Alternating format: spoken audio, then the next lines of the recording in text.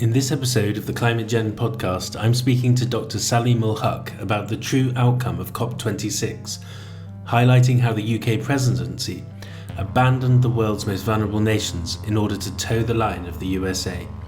Saleem also makes it clear that 1.1 degrees C, where we are today, is the new 1.5 degrees C.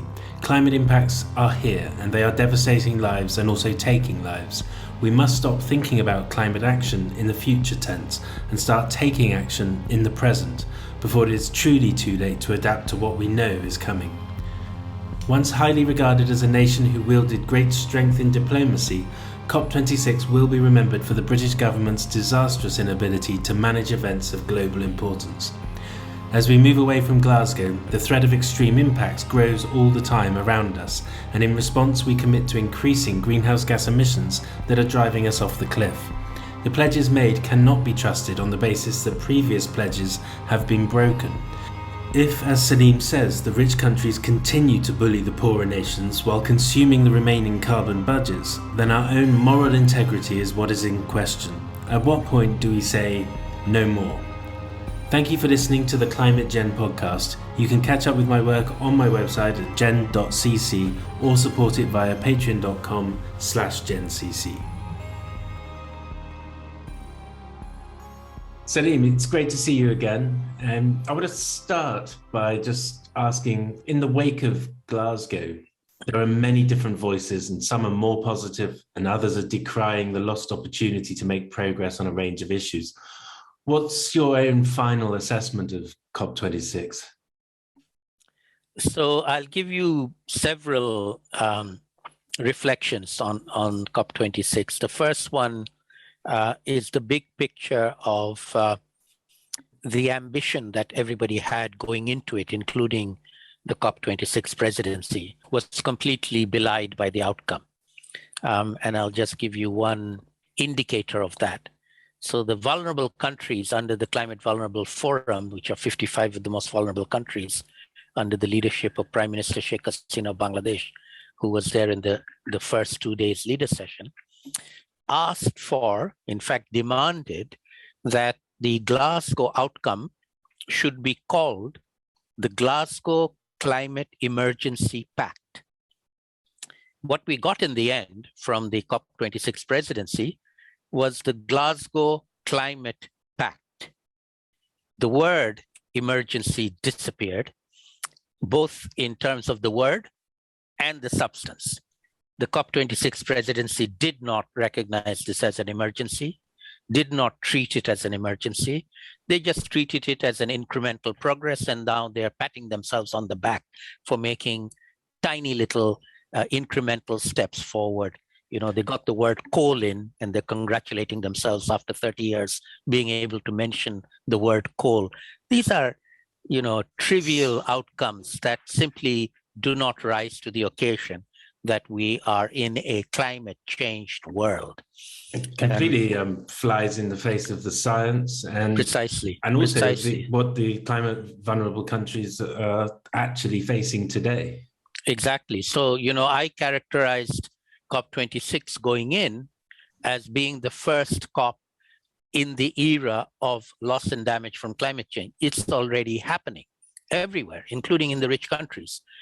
And they just simply did not rise to the occasion. There was language put forward by the developing countries asking for a Glasgow facility on loss and damage that was in the text, in the penultimate text on Friday evening, which was the official time for finishing. But then it went into extra time on Saturday, and in the extra time, that language disappeared. Language put forward by 5 billion people, 138 countries, it disappeared because one country, the United States, didn't want it. And the COP26 presidency just bent to their demand. So we've seen a lot of bluster especially from the US, for example, as well as the UK. And loss and damage is an interesting topic because it crosses our own perceptions of insurance and how we perceive our own safety in the face of these impacts. What's the pathway forward from here on loss and damage as you see it? Because I know you're an expert on this one. Sure. So I would say, I've just expressed my disappointment with the official outcome from the negotiations, which were, as I said, usurped by one country, the United States, not wanting to talk about what everybody else wants to talk about, and that simply is not right. But something very interesting happened outside the UNFCCC, which was our other host in Scotland, namely the government of Scotland, headed by First Minister Nicola Sturgeon, actually put on the table £1 million initially and then doubled it to £2 million to kickstart a loss and damage fund. And she challenged other leaders to match it. In the meantime, the province of Wallonia in Belgium have added €1 million, and a number of foundations have added about $5 million. So we have a loss and damage fund going, but it's outside the UNFCCC, and we hope we'll build on that and be able to attract others who are willing to put money into this issue, which obviously in the UNFCCC, we are getting nowhere on. Okay, that's interesting because it's almost moving round the COP process. Absolutely. And do you think this sort of more agile approach might be something that accelerates? I think so. I think the way forward is going to be coalitions of the willing. We actually saw that in the COP as well. So there's a bunch of countries on forestry came out with a bunch of countries on coal phase out. These are all coalitions of the willing that want to take things forward. And I see the same thing happening on loss and damage, because getting consensus amongst 196 countries is almost impossible nowadays. One country can veto it. And as I said, the language on loss and damage was because one very powerful country vetoed what everybody else wanted. Okay, and when you get this kind of response, what does it do to the trust that either exists or is diminishing between the vulnerable countries and countries like the US or Europe? Well, the trust has been decimated. Just take the issue of money, for example. There was $100 billion promised by the rich countries. Actually, the promise started in Copenhagen 12 years ago by Hillary Clinton. It got reiterated 6 years ago in Paris by the rich countries. And then 6 years later, they come to Glasgow and say, they actually inserted language saying, we're very sorry. We can't do it. And we're not going to do it for another 3 years. You'll get it in 2023. So, that is the level of deception, I would call it, that these countries come forward with and expect to get away with and actually do get away with, which completely destroys the trust. The vulnerable countries left Glasgow with tears in their eyes. They had to swallow this kind of bullying from the rich countries. And I don't see how much longer they're going to do that. Okay, and you have to be clear that these are the countries that are actually causing the damage, and not and taking the word emergency out of the final outcome. So for people who are engaged in the climate issue, and the number is rising as more people realize their own vulnerability, we see a yawning gap between where the politics is, which we've just talked about, and where people are saying that we really need to be. How do we bridge this gap now? Because it seems that rising anxiety is also becoming a part of this. Well, I don't see us having to bridge the gap. I see us having to take actions. And, that's the good part of the COP. So I just described the bad COP, which was what happened inside the blue zone, inside the negotiations. But there was a very good COP that took place in Glasgow as well, outside that blue zone. Tens of thousands of us from all over the world, indigenous people, young people, business people, academics like myself, we networked like crazy. We talked to each other. We talked about doing things together globally. And there are networks of global actors all over the place taking actions every single day. And that's what's needed to tackle climate change. This once a year meeting of leaders who don't do anything is simply not fit for purpose anymore. It's a good gathering. It's a good place for all of us to go and network. But expecting the leaders to rise to the occasion, they have only done that once in Paris 6 years ago, and they failed to do it ever since. Okay, and this idea of different COPs within the COPs has come up in other interviews, and it seems to be one that is really worth exploring, because there's a sense of the blue zone, if we want to call it that, losing agency to what's going on outside. And there's also what I detected in conversations, a growing anger outside, and there's this massive sort of barrier of police to keep the people who passionately care out of where the negotiations are taking place. What do you think of that transferal of agency and how it can be actually galvanized and used to have a positive effect? Well, I personally feel that we do need to think out of the box in terms of getting the best results out of these annual gatherings. And these gatherings have multiple purposes and multiple actors involved in them. We tend to focus, and the media tends to focus almost exclusively on the government negotiations. To me, that's the wrong focus. The focus should be on people who are doing stuff. And that is really where the rest of us need to be involved. You know, I'm often asked, how was my COP? And my answer is always, my personal COP is always great, because I spend the 2 weeks of the COP meeting old friends and making new friends.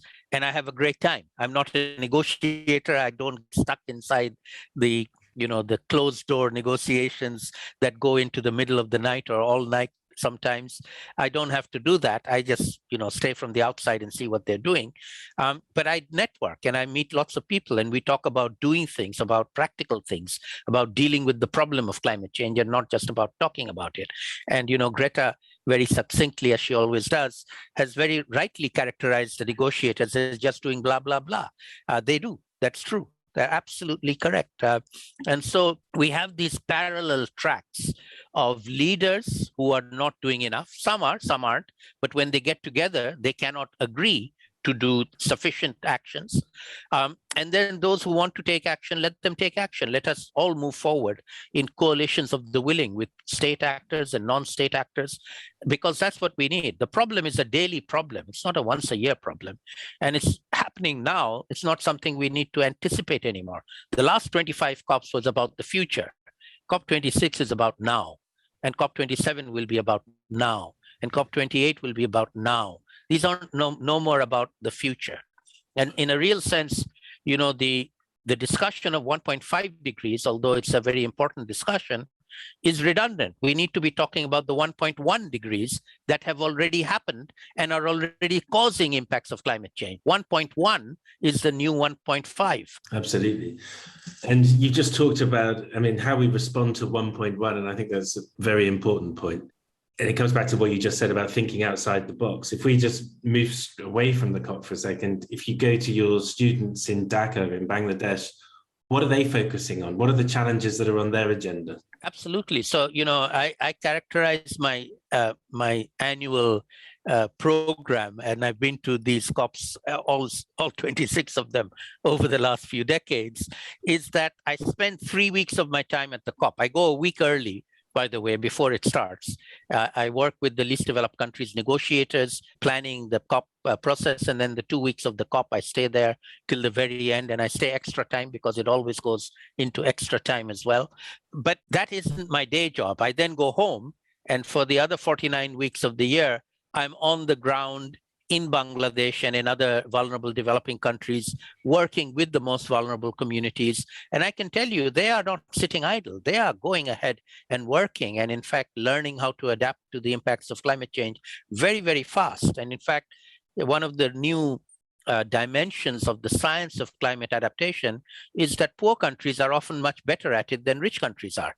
And so that's something that the rich can learn from the poor in terms of adapting to the impacts of climate change. Just to give you an example, when the flash floods occurred in Germany, nearly 200 Germans died. In Bangladesh, people don't die from floods like that anymore.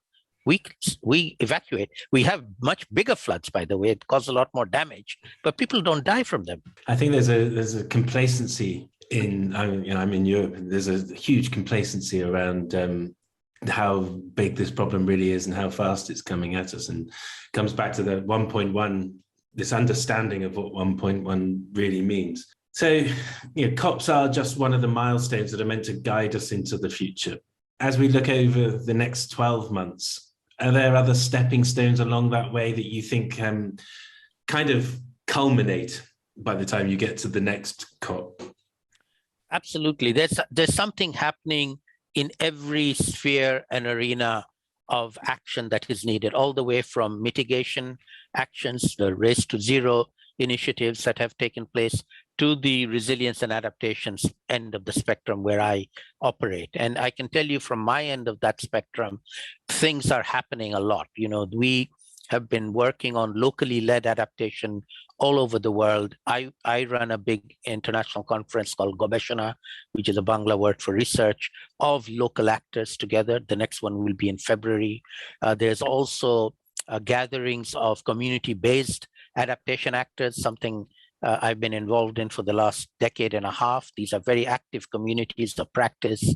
And then there are many other such activities. The national adaptation plans are being done under the aegis of the UNFCCC. Many things are happening on the ground, which are actually very heartening. The problem is that although there is a lot of good stuff happening, it's not happening fast enough, and it's not getting enough support to make it much bigger. And that really is where the global meetings come into play. This is to accelerate these actions. And unfortunately, COP26 did not deliver acceleration. It delivered incremental progress. That's not good enough anymore. No, it's not. And now we are sort of, I wouldn't say we're looking forward to COP27 just yet, but it's there on the horizon. And interestingly, it's being held in Egypt, in Sharm el-Sheikh. Is this a change in dynamic? Do you think there's anything interesting about that location? I think so. So the Egyptians have already declared that as COP president, they will regard it as an African COP. So the entire continent of Africa are very much involved in planning and setting the agenda. In fact, I would say even beyond the Africans, they have also said it's a vulnerable countries COP. So even the non-African vulnerable countries like mine, Bangladesh, will be able to contribute to setting the agenda and making sure that our agenda items get prominence. And I'll give you a very good stark contrast. We demanded going into COP26 that loss and damage be a major agenda item. The presidency refused. They did not allow it. And as we saw in the end, they even succumbed to pressure from the United States to get an absolutely incredibly dishonest outcome on the language on loss and damage. All they offered us was a dialogue. That is the most dishonest outcome that a COP presidency is responsible for. I hold the UK responsible for that dismal outcome. They just succumb to pressure from the US. And that's not what a presidency should do. A presidency should look for uniting actions and not give one country a veto against 138 other countries. Yeah, and with the history of Britain, you would think that they would be able to use some diplomatic skill, and yet it just we expected that. I mean, Mr. Boris Johnson didn't even come back to Glasgow at the end. In France, in Paris, the French president got involved in getting us the Paris Agreement. He rang up presidents and prime ministers around the world, including the King of Saudi Arabia, to get us the result in Paris. Mr. Johnson did not put in any political capital at all. Well, he came in the beginning, he had a big show, and then he went away. He didn't come back in the end. That's disgraceful. Well, look, thank you very much for speaking to me. It's been absolutely fascinating. Hopefully we can stay in touch and speak to you again along the stepping stones in the next 12 months. So look after yourself. Thank you. I hope my mood will get better over time. I'll regain some of my optimism going into COP27. Oh, well, good. It's great to see you, Saleem. Good to see you, Nick. Thanks again for listening. If you are interested to help support this series and help expand the discussion around climate topics, then please do consider backing my channel via Patreon. It will help me produce more content, and you will also gain access to more expert interviews. It would be great to engage more with audiences too and understand your views on these topics.